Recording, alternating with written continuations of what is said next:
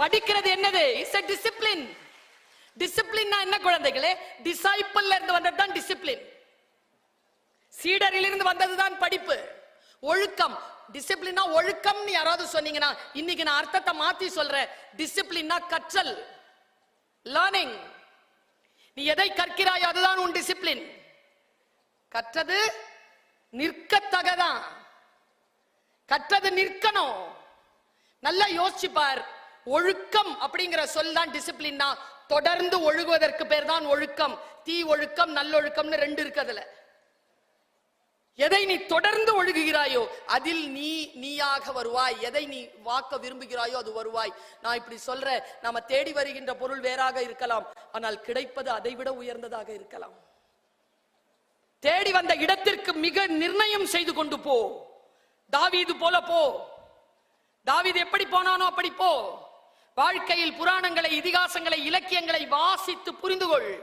ஒரு மொழியை விட இன்னொரு மொழியையும் கற்றுக்கொள். ஒரு டேலண்ட்டை விட இன்னொரு டேலண்ட் இருக்கட்டும். இதுக்கெல்லாம் உனக்கு வாழ்க்கையில் 5 வருஷம் 6 வருஷம் பத்தாது. Stay alert. இத பயன்பாட்டை குறைத்துக் கொண்டால் நிறைய விஷயங்களை படிக்கலாம். நான் குறைச்சுக்கிட்டேங்க. என்ன நானே சவுக்கால் அடிச்சுக்கிறேன். இதுல தெரியுமா உனக்கு? இதுல நான் என்ன நானே சவுக்கால் அடிக்கிறது எப்படி தெரியுமா? 10 மணிக்கு ஆஃப் போட்டிருக்கேன். Screen off, phone off. எந்த அப்ளிகேஷனும் திறக்கவே முடியாதபடிக்கு அப்ளிகேஷன் போட்டு வச்சிருக்கேன். 10 மணிக்கு மேல நான் கேட்டானா கெஞ்சணும். அதுகிட்ட 7 கேள்வி கேட்கும். 7 கேள்விக்கும் பதில் சொல்லி உள்ள போறதுக்குள்ளேயே ஆசை விட்டு போயிடும் அதை பார்க்கணும்னு.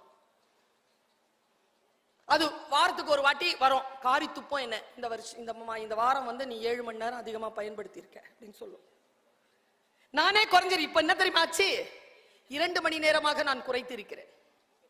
செல்போன் யூசேஜை 2 மணி நேரமாக குறைத்திருக்கிறேன். இதில் என்ன நடக்குது? நான் நிறைய படிக்கிறேன், ஹெல்த்தை பார்த்துக்கிறேன், நிறைய பயணம் பண்றேன், நிறைய விஷயங்கள் மைண்ட் ஃப்ரீயா இருக்கு. யாரோ ஒருவர் சொல்வதை, யாரோ ஒருவர் கேட்பதை நான் கேட்பதில்லை, நான் பார்ப்பதில்லை, நான் தேர்ந்தெடுக்கிறேன். இது ரொம்ப அபாயகரமானது, துன்பத்தை தரக்கூடியது. நான் சொல்லுகிறேன்.